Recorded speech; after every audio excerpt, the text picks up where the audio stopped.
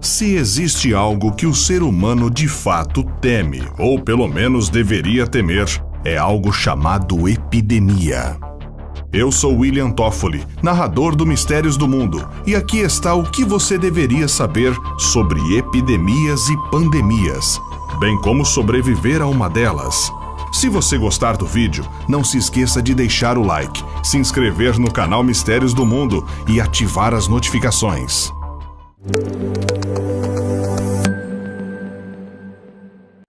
Antes de tudo, o que de fato é uma epidemia? Como ela ocorre? Por que são tão assustadoras?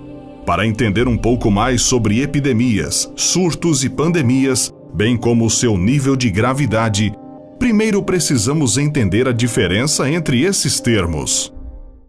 Surto. Para começar, um surto corresponde ao aparecimento repentino de vários casos de uma doença em uma região específica. Por exemplo, tivemos recentemente casos noticiados nos jornais sobre dengue em determinadas regiões do Brasil, sobretudo no litoral. Um surto acomete pessoas de uma região específica, como um bairro ou uma cidade, e por isso não é a mesma coisa que uma epidemia. Epidemia. Uma epidemia acontece quando ocorrem surtos em várias regiões ao mesmo tempo. Por exemplo, uma epidemia de nível municipal acontece quando muitos bairros são afetados com o surgimento de uma doença específica. As epidemias podem chegar a nível estadual ou mesmo a nível nacional, quando se dá em muitos estados de um mesmo país. Em outras palavras, uma epidemia é uma coleção nada agradável de surtos. Endemia. Além da diferença entre os surtos e as epidemias, temos também as chamadas endemias, que são doenças de causa local que surgem em determinadas regiões propícias. Muitas vezes são doenças transitórias ou acabam sendo típicas de um determinado local, como por exemplo a febre amarela, que é considerada uma doença endêmica da região norte do Brasil. Será que tudo pode piorar? Sim, infelizmente. Pandemia. Pandemias são doenças de alto nível de gravidade, que se estendem a nível mundial em várias regiões de todo o planeta. É o pior dos cenários que o mundo pode enfrentar, e acontece quando uma epidemia sai do controle e atinge escalas globais, sendo capaz de dizimar populações inteiras e talvez até mesmo a humanidade se não soubermos como combatê-la. No decorrer da história, tivemos casos extremos de pandemias. A varíola, por exemplo, atormentou a humanidade por mais de 3.000 anos, matando o faraó egípcio Ramsés II, a rainha Mary II da Inglaterra, que contraiu a doença em 1694, e o rei Luís XV da França. Em 1796, uma vacina foi desenvolvida para combater essa doença, que voltou com tudo em 1960.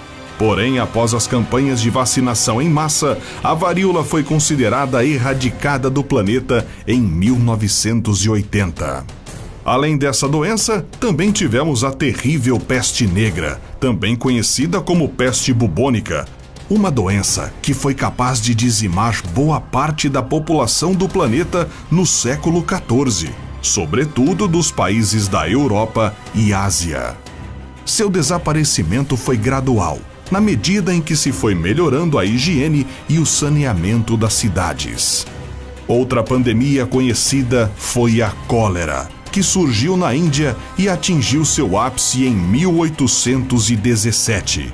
A bactéria da cólera é transmitida através de água ou alimentos contaminados e até hoje existem surtos da doença em muitas regiões no planeta.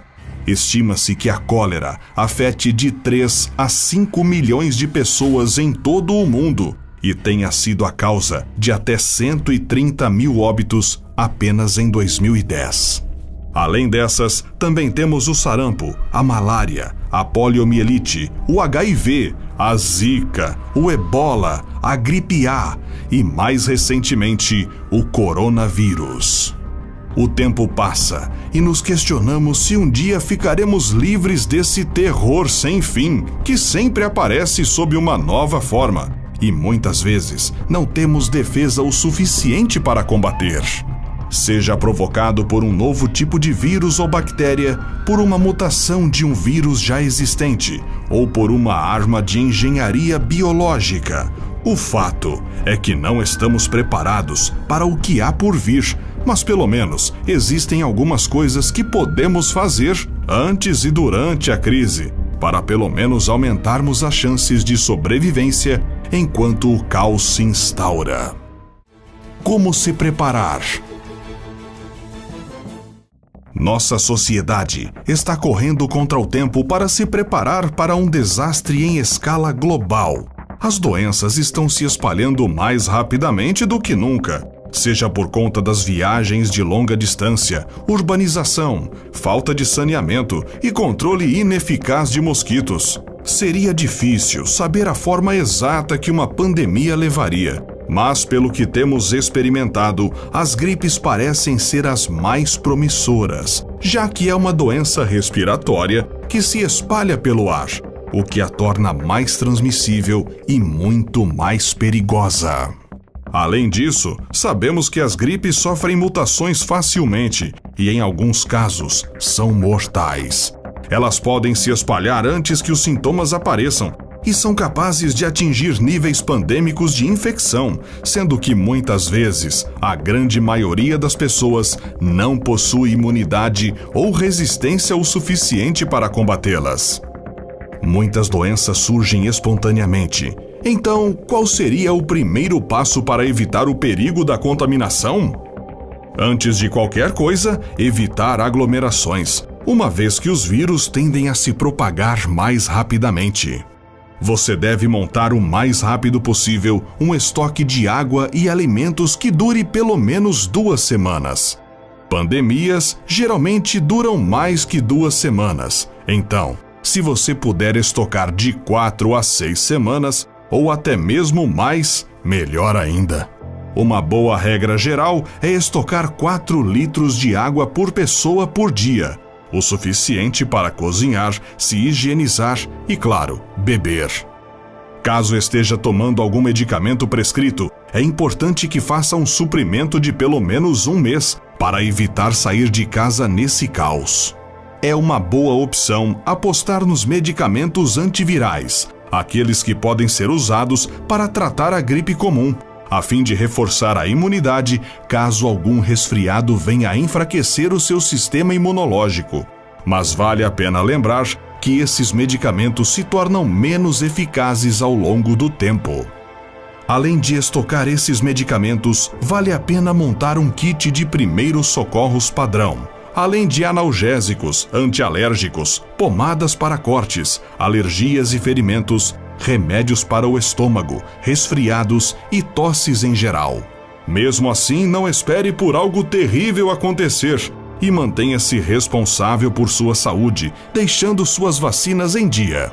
Uma boa dose de máscaras descartáveis é recomendada, e de preferência um respirador N95, que bloqueia mais de 95% das pequenas partículas no ar e evita a propagação de doenças. Vale a pena lembrar que em casos de pandemia declarada, pode haver a interrupção de muitos serviços habituais, como os prestados em hospitais, bancos, lojas, supermercados, correios e empresas de telefonia.